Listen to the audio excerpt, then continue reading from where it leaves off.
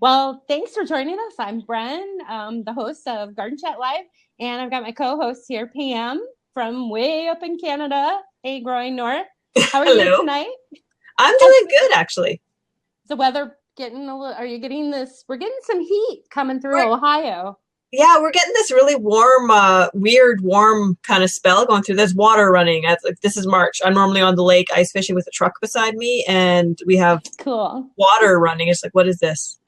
And they're actually Yeah. closing some of our ice roads because it's such weird, weird warm weather. They're closing some Wow. ice roads 2 months early. So some places that Yeah. rely on the ice roads are going to feel that because that's 2 months of supplies they can't get. Oh yeah. Oh wow. That's pretty cool though. That's a whole neat way of living, just totally different, you know?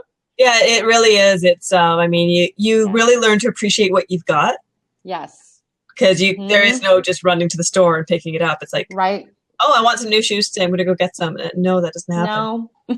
Nope. I'm a little nervous. I've been watching the weather. We've got a little warm up going on in Ohio. So it was like 30 when I left. And today and tomorrow, I think it's going to be close to 70. So I'm sure the dome will be fine. But, I'm a little sad I'm here and missing the first really warm days, to see the magic happen. But it'll be okay. As long as somebody turns my fan on. They will. They will. They will. So I'm going to bring us back to the microblogging Yep. tips and how to. And so don't really want to start with a definition of microblogging, but it's kind of a natural place to start the chat at. Mm-hmm.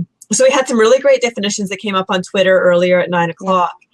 Yeah. And I guess my definition of it is essentially, I mean, it's like an in the moment, instant sharing of, images, text, video, Yeah. really just describing a thought, a moment, an event, something kind of like a snapshot.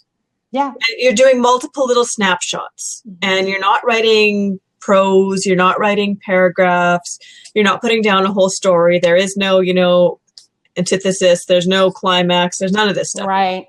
You, Which is perfect for me. I love that. exactly. Bren, you do a lot of microblogging and blogging Yeah. and linking them. So, I mean, Yeah. this is great. So maybe let's list a few of the platforms, like microblogging platforms, because Yeah. that also helps people understand the definition of what microblogging is. Mm-hmm. Well, number one is Twitter. Twitter is Yes. definitely microblogging. I think that's the original microblog. Is it? Do you I think? think so. In my mind, it is anyway. Because Facebook Probably. was supposed to be sharing. Yeah. Yeah. I think according to what I've been learning and watching online, not only at the conference, but online, Instagram's huge. Yep. Huge for Everybody, microblog. especially as gardeners, what a great people go on there just to look at pictures. So if you keep that in mind, just maybe add a hashtag, which is a whole nother Yeah, blog we're going to get into hashtags. Let's talk about the platforms.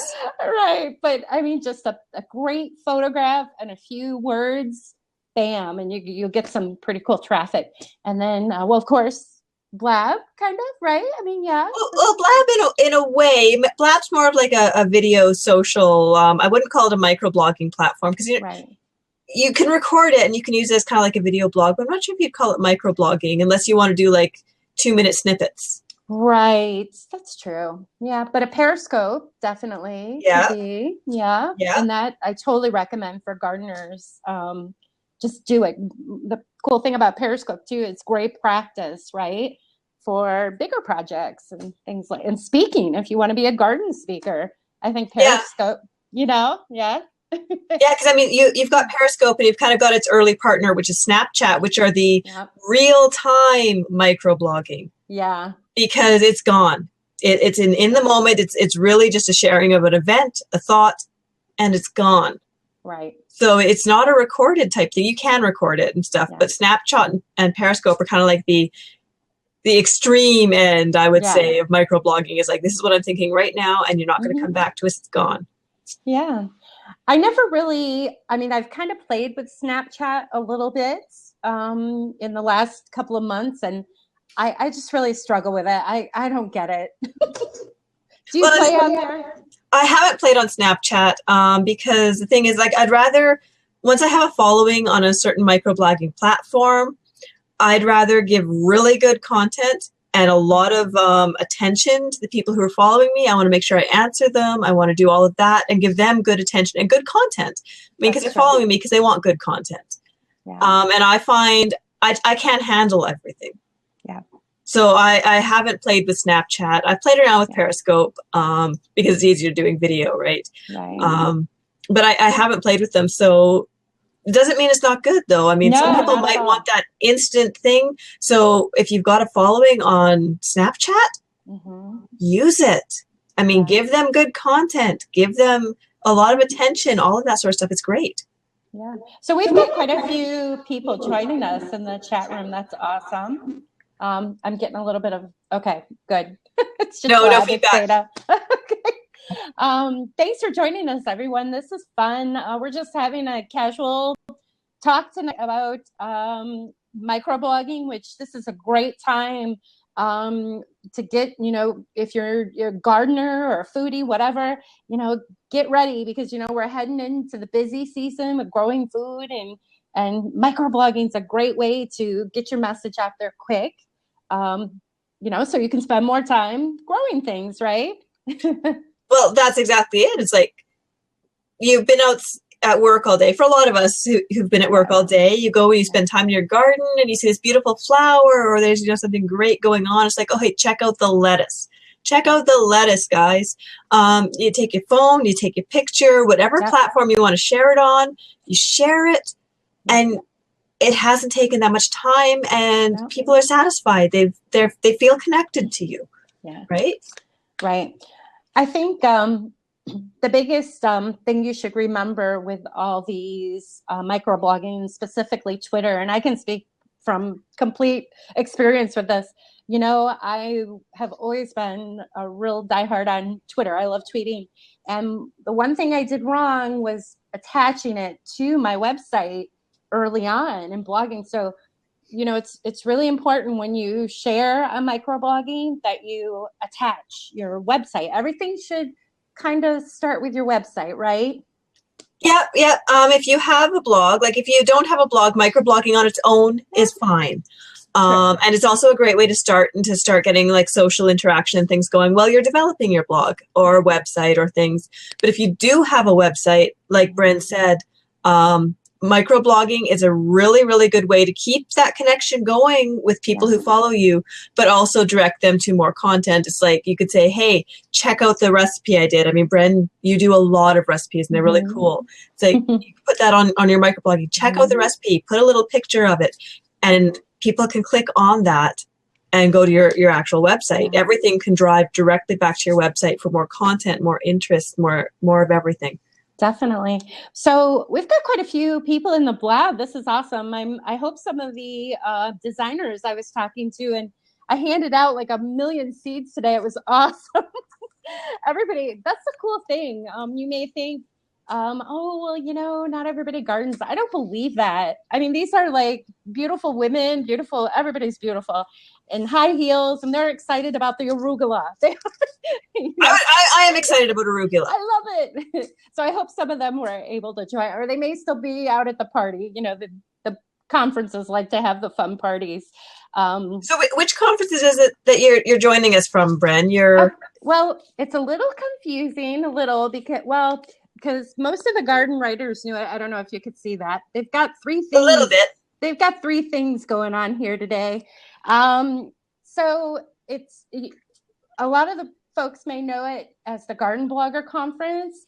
Well, they've been trying to put everything together, put the designers all together in the interior, which to me kind of makes sense because home and garden, I'm really into connecting with everybody. Everybody likes to eat. I think everybody can learn how to grow things, right? So it's actually the Designer Blogger Conference and Garden Blogger Conference is what it is.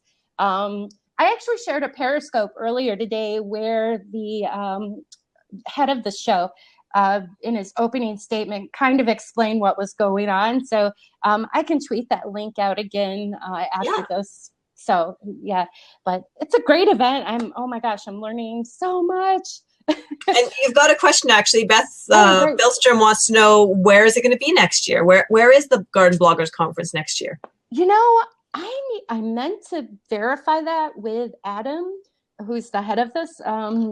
Janko. I think he said it was actually going to be in LA, but I could be wrong. They've had it in Atlanta here for the past 4 years. I think they should bring it to Canada. I know, right? Seriously. And you know, the really cool thing is, I mean, we've had some great speakers here today. I'm horrible with names, and I've just so much information today.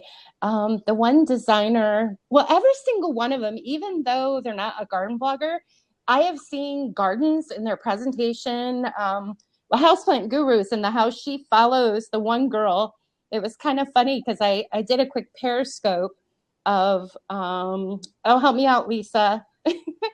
She's not a garden blogger, but all her designs have floral and houseplants in her designs. And so, you know, it was kind of neat. She was showing photos today of how she created a greenhouse with this fabric and this shelving unit she put together. So it's pretty cool. Anyways, we should get back to microblogging. No, it's good. I mean, you're at the Garden Bloggers Conference, and so microblogging is awesome. Microblogging, when you have your main blog, it draws people in. And the thing is, India Hicks, look her up. You may know her. She's a British designer. Actually, her products are, even though she's from the UK, she was actually one of Princess Diana's flower girls. Well, she's a big designer. It was kind of neat.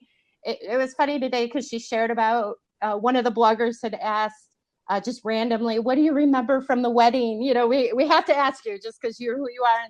And her biggest memory was the scent, the cologne or the perfume that Princess Diana was wearing on her wedding day was an English rose scent. So she actually designed. How cool is that? Actually, that makes sense because they always called her England's rose. Yeah, I know. That's a flower, you know, it's roses. So see, you know, and she's got beautiful gardens in the Bahamas and fun stuff. Oh, good. Anyhow. So, I mean, getting back to the microblogging, we discussed a number of platforms, and there's always new platforms coming out, things like that. So there's absolutely nothing saying you shouldn't evaluate them. Try them out, evaluate it, see what it's doing, see if it's good, see if you like it. You don't have to stay with it. There's nothing wrong with that. No, I think that's recommended because the times change, you know. Years ago we had, remember TwitPics? I was a huge fan of TwitPics. It was like the very first platform that you could share photographs onto Twitter years ago. Yeah, before they integrated it. Yeah. Yes. The cool thing about TwitPics is when they ended up phasing out, which, you know, always keep that in mind. They closed up shop. You know, they do. Yeah. Don't focus on one microblogging platform. Yeah. Never focus on one. The cool thing was at least with these guys, when they gave a notice that they were shutting it down and you were able to download all your images you had, like they emailed you and let you know, that doesn't happen all the time. No. You know, so always do backups of your images and whatnot. Right. Well, yeah. I mean, the one thing, phones, microblogging and phones are awesome because, I mean, especially perfect example, Bren's at a conference right now, right? This little thing is all that you need to keep in touch. Yep. You go along, you see something, you take a picture, you share that instantly, off it goes. Yeah.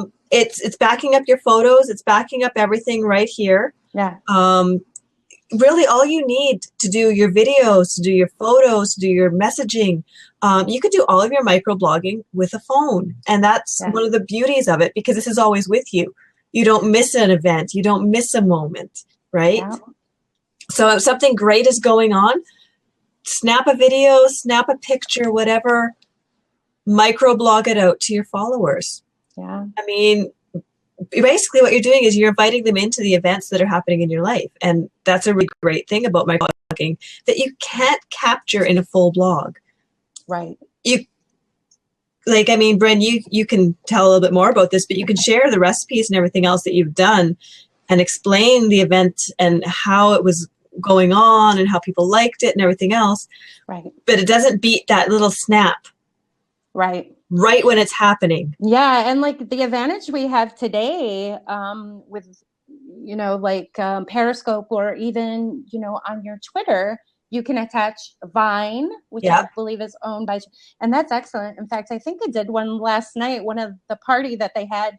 It was kind of funny. The chef that was there made the pot stickers or pot stick. Right, pot sticker. And then he was taking fresh snap peas and wrapping it. So I just did a quick little share, and mostly it was for me to use for the recipe later. Yeah. But everybody got to see it. So.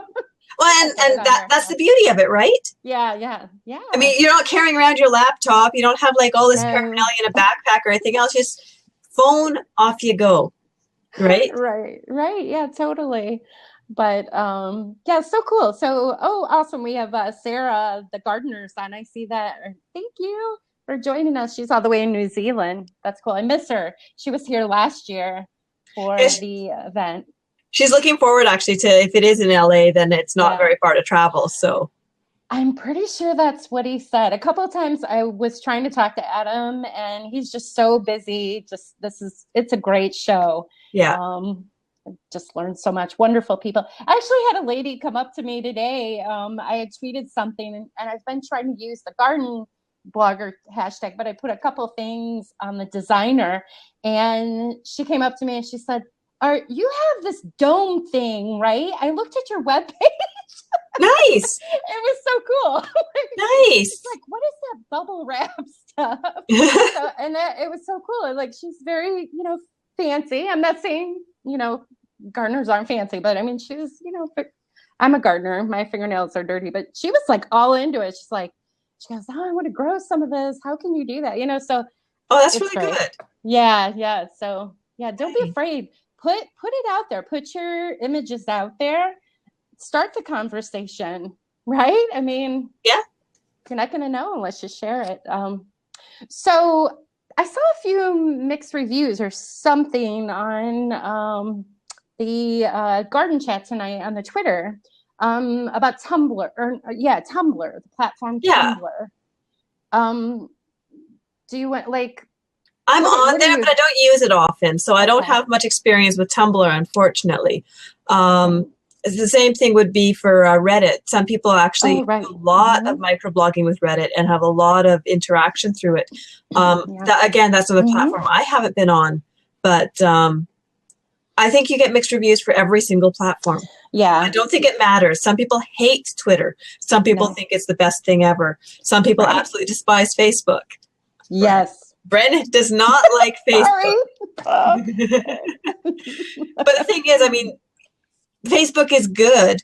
Yeah. But it depends on what you enjoy working with. I mean, you have a great rapport with everybody. And it's just, I mean, Twitter and Facebook are different to work with. So you do really, really well on Facebook. But it's just, you don't enjoy the working on it. No. And I mean, I've figured out different things. And I could probably do really well on, say, Tumblr, but I haven't enjoyed working on them. Yeah. So again, mixed reviews, right? All the platforms are good. You just might not like them. Yeah. I haven't heard any of the speakers today or designers talk about Tumblr specifically, but what I like about it is I've taken my Instagram and I attach it to that Tumblr site. Just because I reach more people. There are a lot of people on Tumblr, and I see the traffic if you use, check your analytics or whatever, people do look at it. So it's kind of neat to spread it out like that, maybe, right? Yeah, it is a good idea. It's increasing your organic reach because same thing is I might not use every platform. Right. So if someone is always only on Tumblr, I might not see them. But then if they're on Tumblr and Facebook, or if they're on Tumblr and Twitter, well, now I'm going to be able to interact with them, right? I mean, so that is a benefit. And if for some reason Tumblr goes away, it could happen. You still have the reach that you had in your other areas. Yeah. Or Facebook. Oh, wait, that's just my wishful thinking. Sorry. No. But no, I mean, that's the thing. It's like they're all good. Because, I mean, I design websites, right? I do Riven, which, I mean, I've discussed it a few times, which helps me out in these kind of tech discussions, is all of the web and everything else. Some people absolutely love one operating system, one content management system. We call them CMS. So WordPress, we're talking about blogs and microblogging. WordPress is a great blog platform. But what I see is some people try to take the platform and try to make it do things that it's not supposed to do.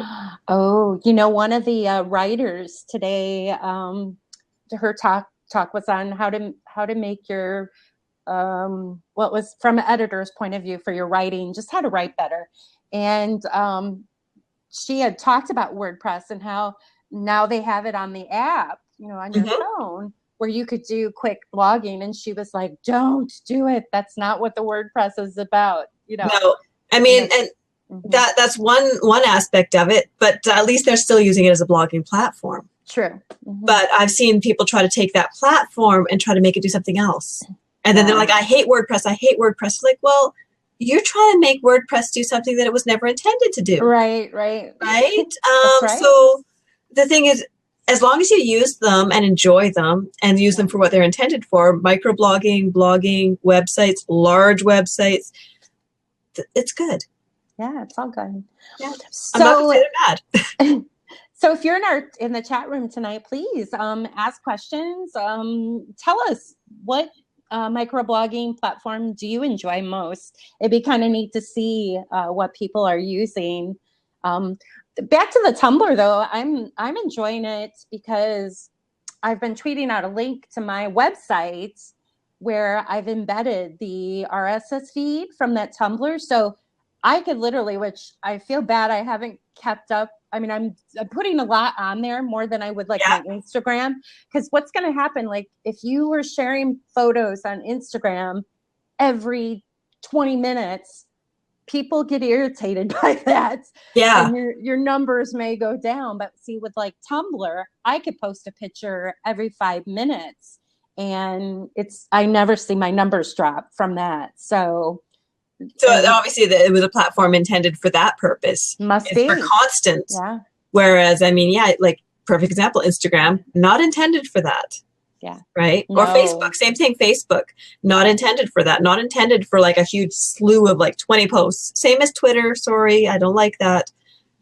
Huge slew of 20 posts and it floods out your news feed.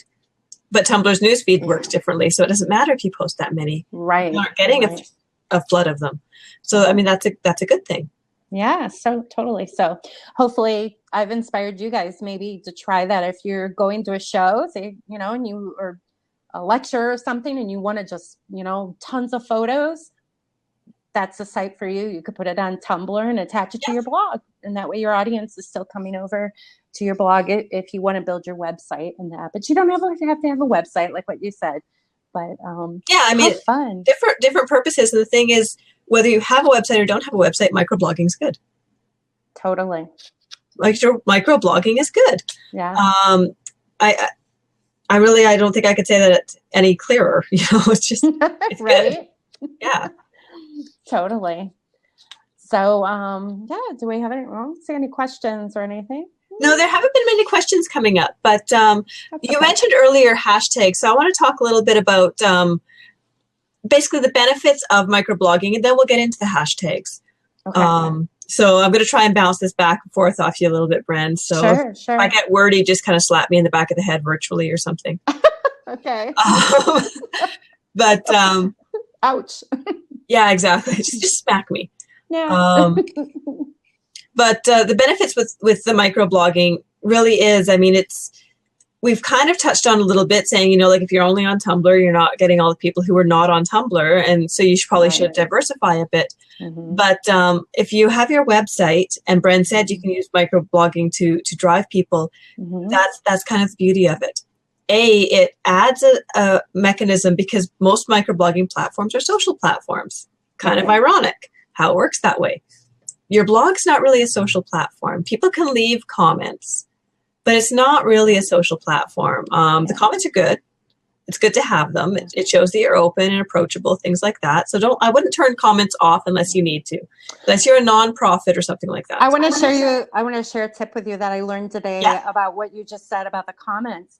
Some of these bloggers, well, all of them, these designers, they're top people in the industry of designing books, products, whatnot. Every one of them are saying, they used to get hundreds of comments on their blog, and now they may get seven, right? So one good tip, one of them had shared today was you can set up on your website where when your audience comes to view your blog post, when they comment, have the plugin, attach it where they comment through like their Facebook or their Twitter. And then it brings their followers in. Yes. Yeah, it extends that organic reach, which is exactly what I was getting to is the microblogging extends your organic reach past your website, right? So I might tweet a link to a blog post that I've done, right? Yeah. And now someone else retweets it or they like it if it's on Facebook because the organic reach is differently. Well, people who wouldn't have found my website might find it now. Right. And it's just really that good thing. And it also, it gives you an interaction because the comments, like you said, the comments are dying off, but I wouldn't close them off. Websites, large websites that have gotten rid of comments are actually turning them back on because they're finding that people thought they didn't want to talk to them because it's now a social media world. And if you don't have the comments, people are like, you don't want to talk to me. You don't want my input. Whether I was going to give you input or not, you don't want it. So it doesn't matter. But having the comments there is good, but having the social media is even better because now it's like you can continue the conversation off of your website, bring people in, find them in all of these other areas that you never had before, bring them all to your website, and it's really good. Yeah. I'm sorry, I don't know the name of that plugin. Is it Discus? It might be. And, I don't even know if she shared the name of it. She just said there was a plugin. So there's actually quite a number of them, and you can select between them and what you'd like to do with them. Absolutely. Yeah. I'd like to learn more about that, actually, even on my website. Maybe try it out and see what happens, right? Well, one of the common ones is Discus. Okay. DISCUS. Yeah, Discus. Yeah. It's a pretty common one. A lot of people use that one. So I'd start there and see, move on. Sure. Yeah. Attach it to your Facebook because everybody seems to be over there, right? Except for the organic reach is different. A like on Twitter doesn't go to all of my Twitter followers. A retweet does, but I mean, it's real time. Okay. That retweet happens. This many people see it, and now it's gone. Yeah. Okay? Whereas Facebook, the organic reach on Facebook lingers. It's really quite amazing because their news feed is filtered. Their news feed is by relevancy. It's very different. Sure. It's not a real-time news feed. Twitter, I think, would lose out if it lost its real-time news feed, but it works really well for Facebook. True. Yeah. So having people comment with their Facebook post, then people see it, they like it. You get a lot of organic reach through Facebook commenting that way. Very Not so much with Twitter, but Twitter has its own benefits. Otherwise, we couldn't have garden chat, right? No real time, no garden chat. Thank goodness for hashtags, right? Yeah, actually, do you want to talk about hashtags a little bit? Well, I mean, we had a couple, everybody has their own opinion on the hashtag, even at garden events. We had one speaker come up and, she said, don't just use a bunch of simple hashtags. And then the next speaker that came up said, well, I don't believe in that, even if I'm the only one on that hashtag, I still see the benefit of using it. And she, kind of explained, which is, I guess it all goes back to, like what you're saying with the apps, use them as they were created. The hashtag is for categorizing things, right? Yeah, it's basically for ease of search. Mm-hmm. Yeah, it's for ease of search. For your own, because it sounds like from what I learned today, like the Google Analytics and SEO, the whole SEO thing, they don't pick up that hashtag. Like they don't. The word. They don't, but users do. People who are interested in gardening are going to search gardening. Okay. Yeah. So, I mean, if I was interested in looking for people on even, not necessarily Pinterest, but on Instagram, who do gardening. I'm like, okay, you know what? I want to learn a little bit more about this. Let me look it up.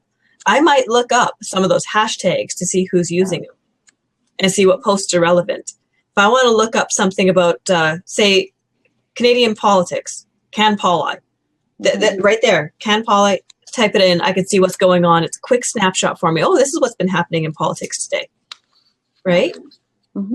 So that there are a benefit for filtering. There are a benefit for searching. There are a benefit for you for categorizing.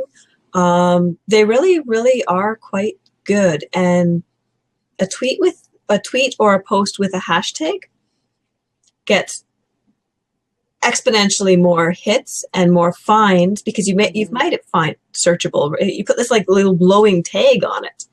Right. You get more hits than something without a hashtag. Right. Definitely. One thing that I'm noticing, and I do this sometimes too, just not thinking, be careful what hashtags you use, even if it's just a simple one you may think is, no harm to it.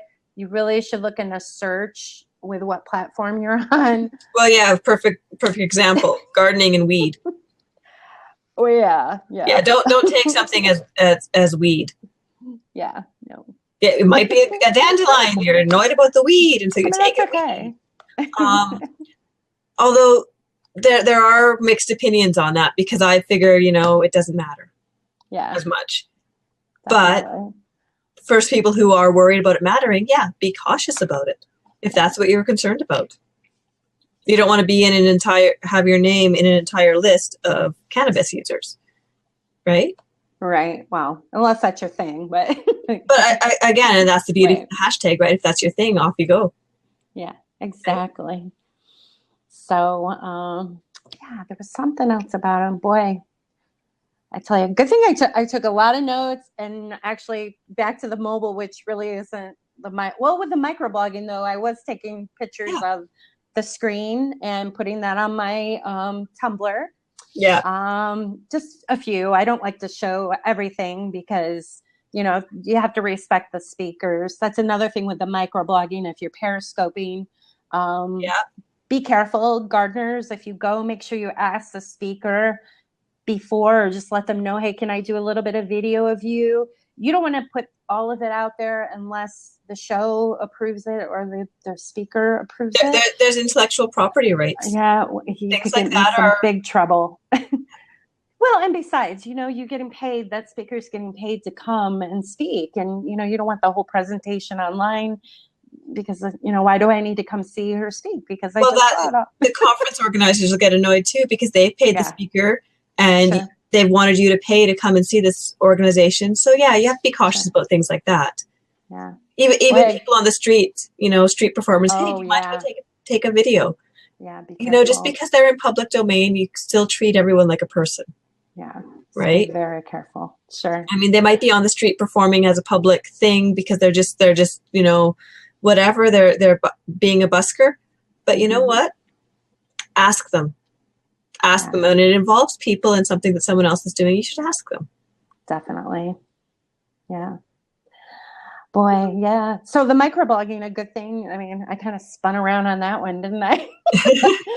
So you take a picture and you share it on your microblog. And so my point was, luckily, I've taken all these notes, and when my hand was numb, I'm taking photos of it. Using the microblogging. So that's a great way to use the phone and microblogging. Yeah, I mean, really, phones, best microblogging tool you've got. They're absolutely awesome. Yeah. They fit in your pocket and off you go. You got your entire microblogging. All your followers are right here. Off you go. Go and share. Thanks for joining us tonight. We've got quite a few people in here. Probably should. So I'm Bren of Garden Chat Live. You can find me at my website, brenhaas.com. And Pam is my co-host here. You can find her at growingnorth.ca. Right? Yeah. That's where I blog about it. Bren and I kind of found each other through mutual interests of we both get snow and we both don't like missing our gardens all winter. And so I garden all year long, 365 in Zone 2B, all the way up here in Canada. Yeah. And Bren does this in a slightly different structure, but also you grow 365 in Zone 5B. Yeah, it's fun. Yeah, so if you guys have any questions, be sure to follow us, because anybody can grow year round. Absolutely, everybody can. Everybody can grow everything, and everybody can microblog. Yeah. The thing is, I mean, we touched on it earlier. Choose a platform. Choose about 2 to 3 platforms. I would say if you're serious about making sure that you get your message out and that you have followers, and choose about 2 to 3 platforms. Don't worry about choosing them all. Focus on good content. Don't focus on quantity. I mean, Tumblr, yes, you could put a whole pile of things there. That's what it's intended for. But they should still be good quality. It should still be good content. Even if you're putting 100 pictures out there, make sure they're 100 good pictures, right? Yeah, So just go that's ahead. very important. I mean, that was one of the key points today. You know, just don't take a picture and put it out there just to put something out there. Everything you put out there represents you. It's a little piece of you. So just kind of keep that in mind when you share things, right? Yeah, microblogging is blogging, right? It's you sharing, and you want to share the best. You want to share the best of you. You want to share the best of your thoughts. You want to share the best of your experiences. Because really, I'm not interested in poor content myself. I don't want to go and see it.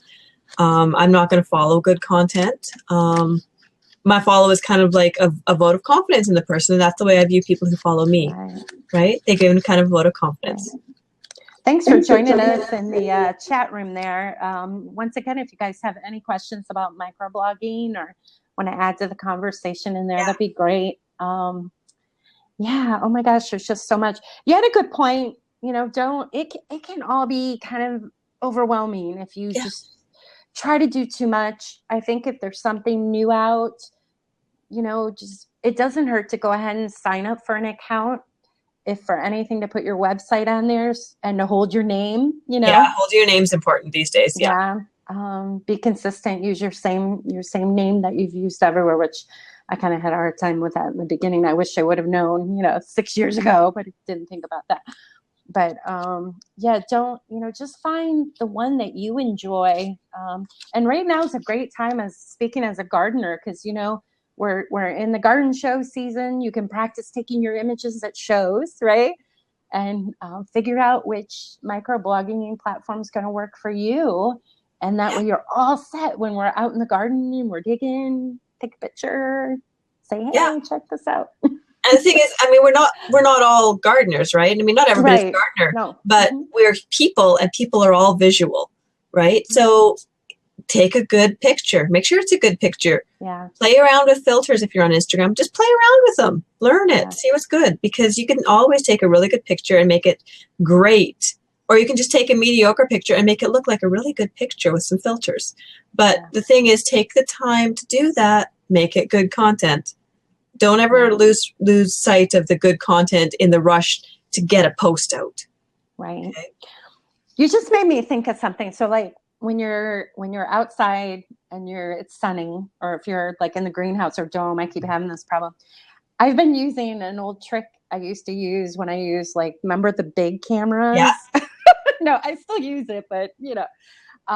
So what I do is I take like a black towel with me, because I can't see the screen even because the glare. So if you could do that with your phone too. If you just take a black, you can even use a T-shirt or something. Do I sound like an old lady? No. But that way you could see like your screen. Do you have a hard time with that? Like I usually just kind of point and shoot and take a bunch of them and then try to look at them later. Yeah. Well, if you have that towel with you, you could just and you're in your little tent and you know, and it's a good plan. Yeah. So, I mean, just a tip. I don't know. It works. People can start laughing at me in my backyard. Hey, and if it's a hot, sunny day, you have you can wipe your face with it. I don't know. Anyways. I might not want to put that back over my head after, but it's all good. That's true. Sorry. Anyhow, gosh. So much information. I mean, the real takeaways is if people didn't get the beginning of the chat, beautiful thing is you're going to be able to go back and look at this after, because we will put replays out. But microblogging really is it's a snap, just a really quick snap into your life.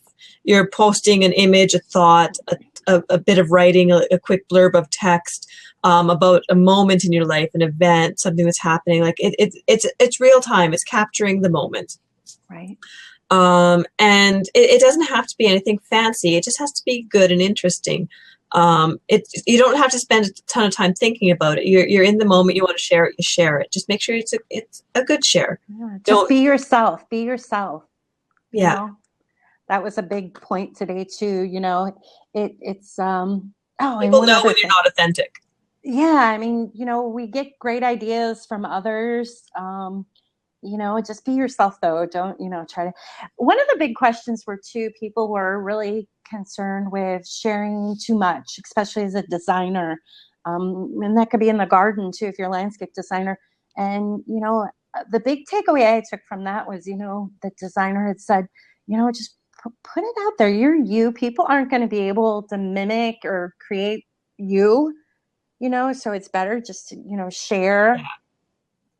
You know, you're inspiring people. You're, you know, yes. Well, that's a problem when you're a designer is you have to have a portfolio.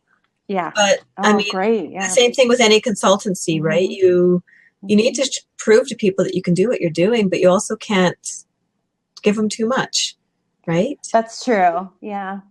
So I mean, it's kind of that thing, but yeah, you got to put something out there. Yeah. People have to be able to find you. People have to you have to build confidence with the people that you might want to hire you if you're doing this as a business thing. Exactly. I mean, I don't want to get into marketing and I don't want to get into business, any kind of business things related to the microblogging, although a lot of people use it for that. Yeah. But I mean, you got to get it out there. You're using it when you're using it for business to build authority. You're building confidence. You're building trust. And if you don't have anything out there, what are you building it with?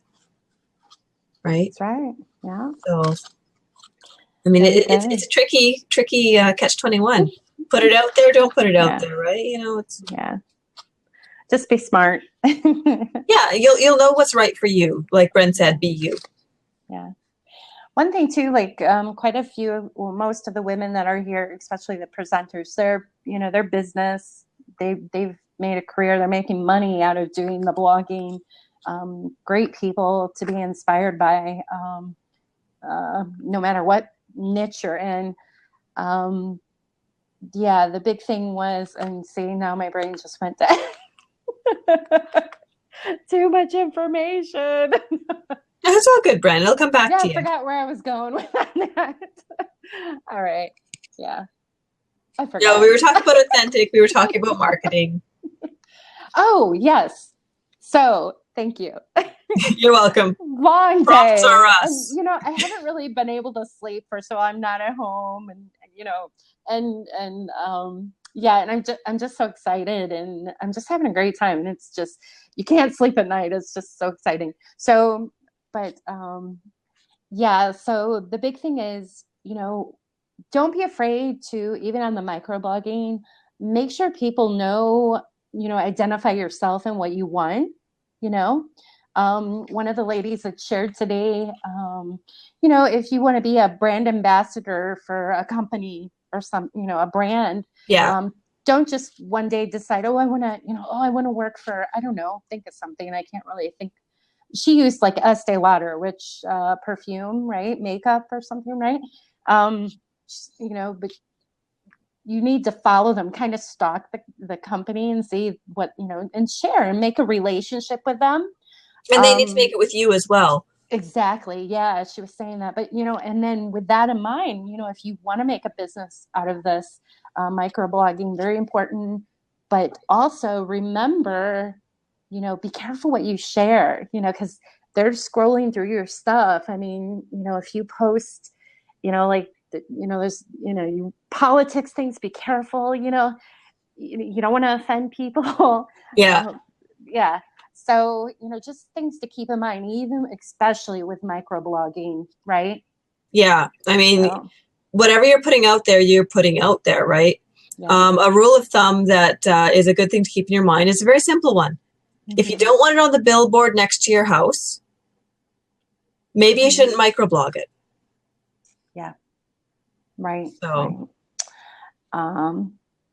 Yeah, we had there's a question about making money off of the microblogging. Yeah, you could definitely do that. I don't really know. I'm not like the expert at Well, that. I was just the sharing. problem with specifics, you're asking for specifics, and Yeah, what one person has done is not going to work for the next person. exactly. Good point. So, I Yeah. mean, one person has done specifically, yeah, it'll be interesting. It'll make a good case study for you to kind of look at. Mm-hmm. But as far as if it's going to work for you, well, no, it probably won't work directly for you. Right. You have a different purpose. Think before you go into it saying, you never go into something with the purpose of I want to make money. Right. Money Yeah. is money is a byproduct, okay? You go into something with a different kind of purpose. Okay, Mm-hmm. so figure out that purpose first and then figure out how the microblogging works into that and how that can then come out with a final thing about money. Don't go into it saying I want to make money, because you know what, you're going to spin your wheels. You're going to be doing this, that, the other thing, and you won't have a solid message. It's going to be diluted all over the place, and you just won't make money off of it. A really good example of that, and I did find her name here. I'm horrible with names, you know that. So Cynthia Rowley. She's a designer. She's worked with like top, like Target and big names, and she's just adorable. She started out as a painter and ended up, design, and she's just so humble. And that's her whole beginning was, she just started, she's just being herself and just sharing what she's passionate about with, well, 8 years ago, microblogging was a little different, but, even Absolutely. today, just that same thing, just share your passion and, just be authentic. And look what happened. She's doing quite well, I would say, definitely. I mean, it's what she loves, right? Yeah. So And the thing is, you're not going to start off making money. No. Well, you're going to start off being authentic and doing what you love. Right. Yeah. So, okay. I don't know if that was any help, but hopefully. Well, the thing is, I mean, you got to start somewhere, and you got to realize you're not going to start off making money, right? Figure out what you want to do, focus on that, do that really, really well, and the rest of it will follow. Okay. So. All right. Well, how are we doing? I think we're doing pretty good, actually. I think that's been a pretty good overview of microblogging, right? Yeah, I think so, definitely. And, we're both on Twitter, and definitely reach out to us. We can continue the conversation even more, I guess, right? Sounds good. Yeah. Yeah, so I'm just going to sign off here. Going to end our recording.